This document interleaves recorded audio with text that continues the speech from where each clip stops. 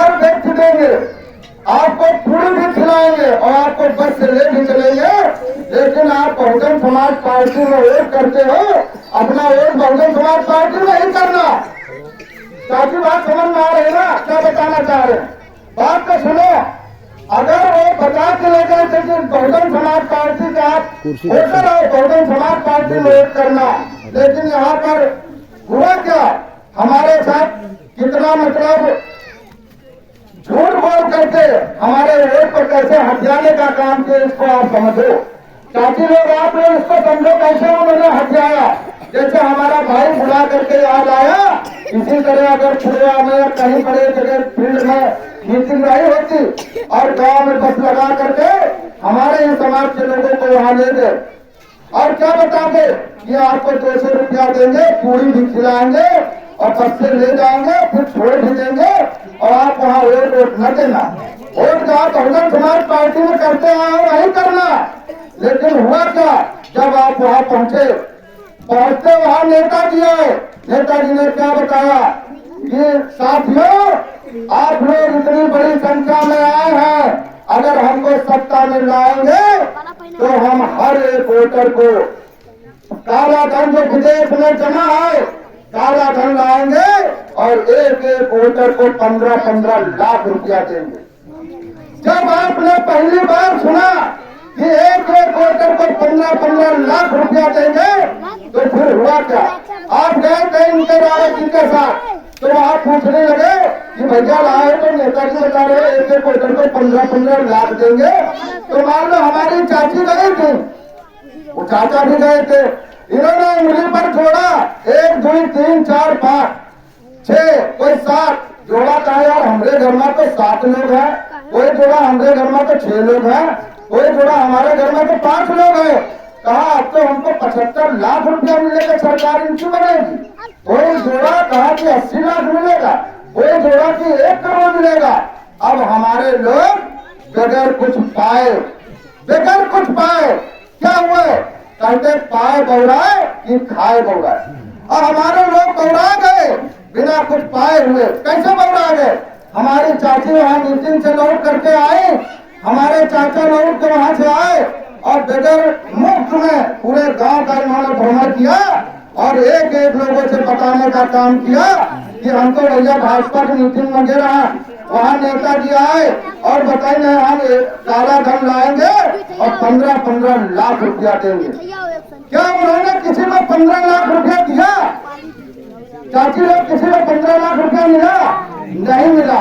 लेकिन क्या हुआ, हमको तो वहाँ मीटिंग में गए और हमारे लोगों में तो आग लग गई, बिना पाए कुछ हमारे लोग दौड़ा गए और फिर में गाँव घर घर मोहल्ले प्रचार कर दिए।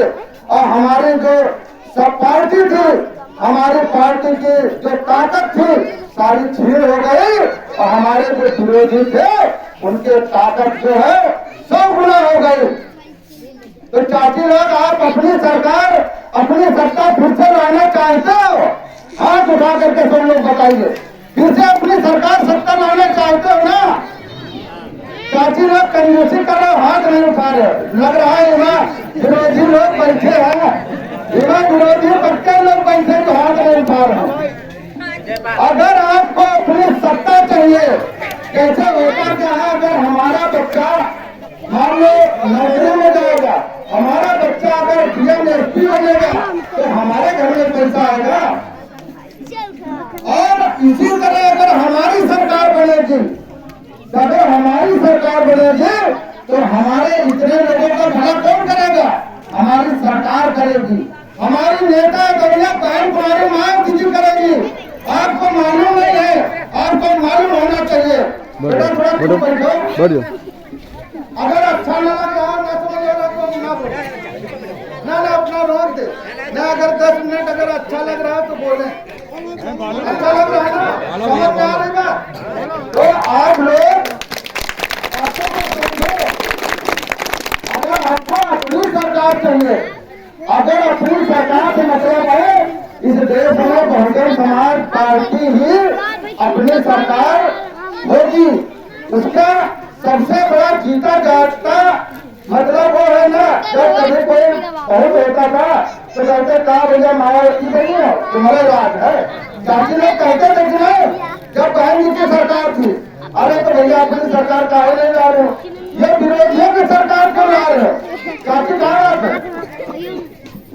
तो आप लोग इन चीजों को समझो। मैं और आप लोगों को ज्यादा समय न लेते हुए आपको थोड़ी चीजें और बताना चाहता हूँ। और जैसे अभी महाराजा बिजली सॉरी राजा जो है सुहेल देव काशी जी का साम्राज्य श्रावस्ती और बहराइच में इनका राज्य था। इनका जन्म जो है 990 ईस्वी में जन्म हुआ था और 11वीं शताब्दी में इनका राज्य था। कहाँ था? बहराइच में और श्रावस्ती में। और अगर हमारे जो भाई लोग अगर इस मकाम में चल रहे हैं, क्योंकि आज इस देश में बाकी समाज के लोग विरोधियों के साथ ज्यादा उठ बैठ रहे हैं, उनको लगता है कि हमारा डायरेक्ट प्रमोशन होगा। लेकिन साथियों, अगर फिर से मैं अपने पार्टी समाज से और SC ST OBC से कहना चाहता बताना चाहता हूँ, अगर हमको फिर से राजा बनना है तो हमको बहुजन समाज पार्टी की सरकार और सत्ता लाना पड़ेगा। क्योंकि हमारे जो सामाजिक आर्थिक शैक्षणिक राजनीतिक जो लाभ है हमको कौन दे सकता है? बहुजन समाज पार्टी दे सकती है। हमारी नेता दुनिया बहन कुमारी मायावती जी दे सकती हैं, क्योंकि वो हमेशा इस लड़ाई को लड़ती हैं, समझती हैं। ए बेटा थोड़ा सा चुप रहो, चुप नहीं रहोगे पकौड़ी कट हो जाए। पकौड़ी में 10 मिनट मिलने वाली, 10 मिनट चुप रहो। और मैं आप लोगों को एक चीज और बताना चाहता हूँ। जैसे आप लोग कहते होंगे जो सत्ता में बैठी सरकार है उसका एक RSS है। RSS की 104 पूरे देश में भी है।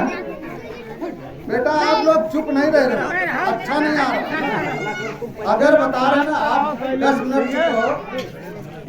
चुप नहीं रहते ना, फिर बोलने में मजा नहीं आ रहा। अगर आप लोग देखे होंगे देश में उनकी 104 विंग है, ठीक है। और वो 104 विंग जो है क्या काम करते हैं कि पूरे देश में वो जो है बीजेपी के लिए काम कर रहे हैं। और जो हमारे महापुरुष हैं, उसका सरकारी आंकड़ा है पूरे भारत देश में लगभग 10 लाख संगठन है। लेकिन मैं अपने साथियों से, अपने भाइयों से बताना चाहता हूँ कि जो हमारे देश में जो संगठन चल रहे हैं, अगर वो संगठन ज्यादातर लोग कहते हैं कि वो सामाजिक संगठन है, अगर वो सामाजिक संगठन है अच्छी बात है। आप अगर उनसे वो कहते हैं, आप उनसे बात करें कि अगर वो कहते हैं कि हमारी राजनीतिक पार्टी कौन है, अगर वो कहते हैं हमारी राजनीतिक पार्टी बहुजन समाज पार्टी है, तब समझ लो आपका सच्चा हितैषी है। अगर वो ये बात नहीं कहता है तो वो आपके बीच में झूठ बोलता है, हमारे विचार भी बोलता है। और अगर नीला लोचा और नीला झंडा लेके आता है तो जो सत्ता में सरकारें बनती है, यह हमारे विरोधी हमारे आपके बीच में हमको आपको तोड़ने के लिए वो भेजने का काम कर रहे हैं। उनकी बातों में नहीं आना चाहिए, क्योंकि इस देश में बहुजन समाज पार्टी ही जो है राष्ट्रीय पार्टी है। और वो सत्ता में कहीं आ न जाए। और आप लोगों को 75 साल हो गए देश आजाद हुए, 75 साल हो गया, लेकिन हमारा आज तक कोई प्रधानमंत्री देश का नहीं बना। तो नहीं बनाना साथियों, अगर अपना देश का प्रधानमंत्री बनाना है तो यहाँ पर आप लोग सारे लोग संकल्प लेके जाइए। अपने रिश्तेदार हो, नातेदार हो, दोस्त हो, व्यवहारी हो और चाहे सर्व समाज में कोई भी हो, सबको बताने समझाने का काम करें कि इस बार हम बहुजन समाज पार्टी को वोट देंगे। अनन्या बहन कुमारी बाई जी को इस देश का प्रधानमंत्री बनाएंगे। अनन्या बहन कुमारी मायावती जी प्रधानमंत्री बन गए, मैं दावे के साथ कह सकता हूँ उन्नाव की धरती पर कि हमारे अभी समाज को जो 80-85% है, आज तक जो संवैधानिक हक अधिकार, चाहे वो सामाजिक हो, आर्थिक हो, शैक्षणिक हो, चाहे राजनीतिक हो, जो नहीं मिले हैं। और वो तब मिलेंगे जब अपना प्रधानमंत्री होगा। आप लोगों को मालूम होना चाहिए कि आप लोग देखते होंगे कि कि एक और इन्होंने इनको पता चला कि हमारे आपका क्या नाम है भैया संतराम जी, आप लोगों को इतने लोगों को बुला लाए।